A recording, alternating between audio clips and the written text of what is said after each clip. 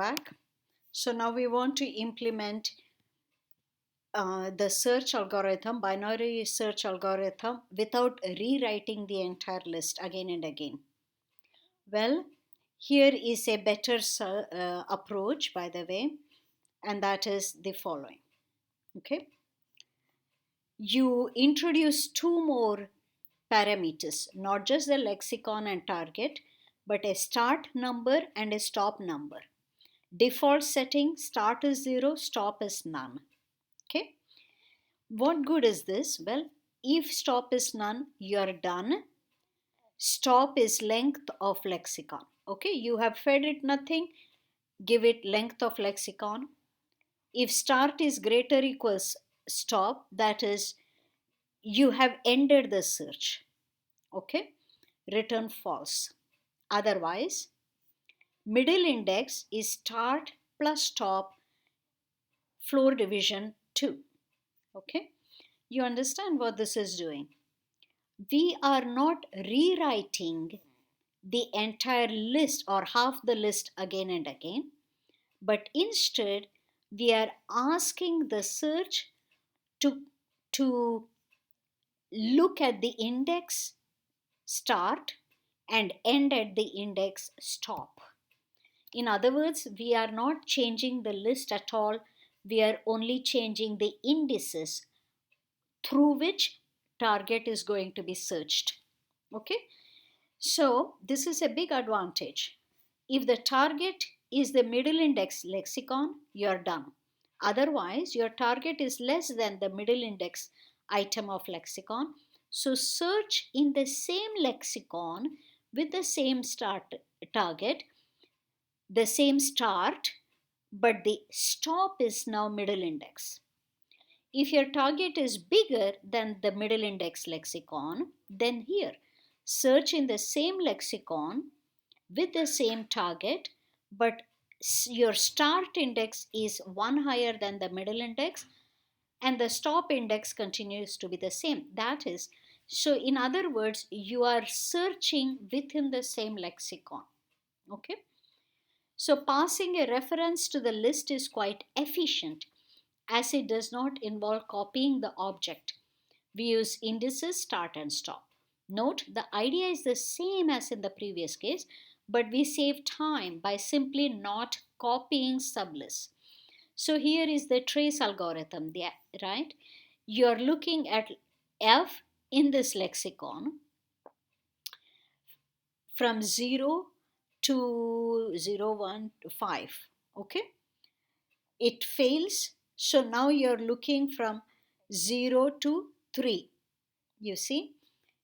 It fails. Now you're looking from 2 to 3. So the lexicon is the same. And then you fail, you return a false. Okay? The algorithm is here.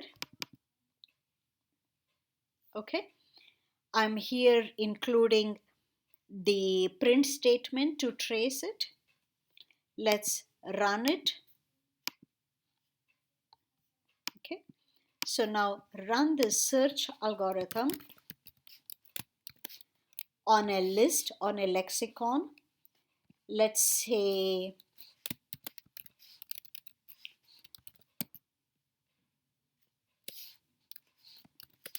let's go. Okay, so that's one huge word, but I want I want an alphabetized one. So A, B, C, D, E, F, G, H, I, J. All right, so that's my list of words allowed in my dictionary. That's what it means to be a lexicon.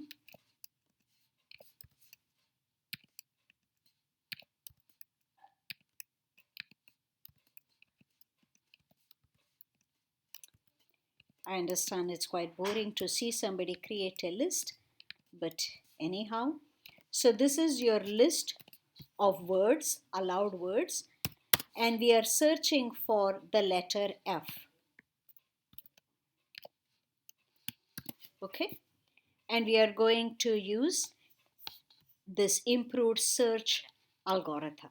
Okay, the algorithm is the same, mind you. It is binary search, but the implementation is improved because all we do is take care of the indices. We don't rewrite our lists again and again. Okay, it says it's true. So I want to be able to print this.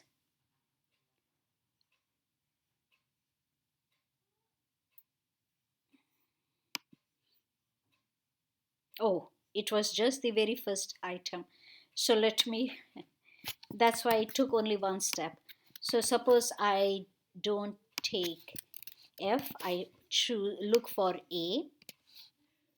Now it goes. So it has employed here, and then it's going to go from, it's not going, the very first invocation goes from A to none, then A to 5, A is 0 to 5, 0 to 2, 0 to 1, and finally I found it. It gives you a trace that you're looking for. Okay. Now here is one more implementation called Prefix Search. I have uploaded all these codes. Here, what is the point of this? The search will see whether the target occurs as a prefix of a word. So your target need not be an entire word in your lexicon, but suppose you have a list of words and your target is just first two letters of some particular word, then this prefix search will be able to look for it. All right, so do implement it yourself. And that completes this particular lecture, but I want to point out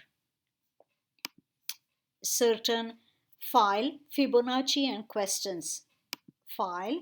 So Fibonacci and questions gives you bunch of questions. One is example, Fibonacci by iteration. Run it, you understand what Fibonacci is. Fibonacci by recursion, run it, understand what it does. This is recursion. And I specifically ask that you run Fibonacci for 40 by iteration. For 40 by recursion, you will see noticeable delay by recursion. Recursion is very slow. All right. So you will have to figure why this is slow. If you like, use the trace function to figure out what's going on. Okay. But at the end of the file, here there is a Towers of Hanoi problem. I have a solution for Towers of Hanoi problem. Take some time to look at it. If you don't know the Towers of Hanoi, that's a very nice problem. Wikipedia is a very good place to go for this particular problem. It is a problem which says you have three poles, okay, and a pyramid stacked here. The problem is to move this pyramid to this third pole using the second pole as an intermediary.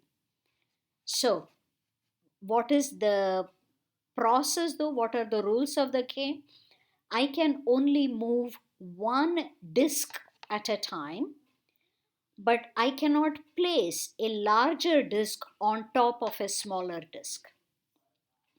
Here is an animated solution. I have 4 disks, okay, and I want to move it to the third slot. Look, move that there, move that there, move these two here, move that there. Yes, there you go, there you go.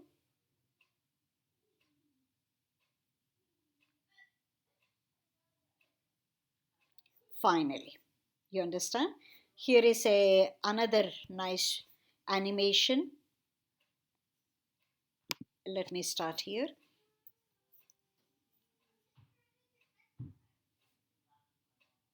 So these are with 5 disks. You can see how many steps it takes. Look for a solution for this game. That is, How would you solve a game like this? Recursion is actually you can solve this problem iteratively, but recursion is definitely way better at coding this problem. All right, so there you finally got that over here. Understand? So I have solutions also uploaded. So have a look at this particular file and then look for the solutions. There are many more questions in the Fibonacci and questions file. Get used to them. Until then, next videos will cover lecture 16. Until then, bye.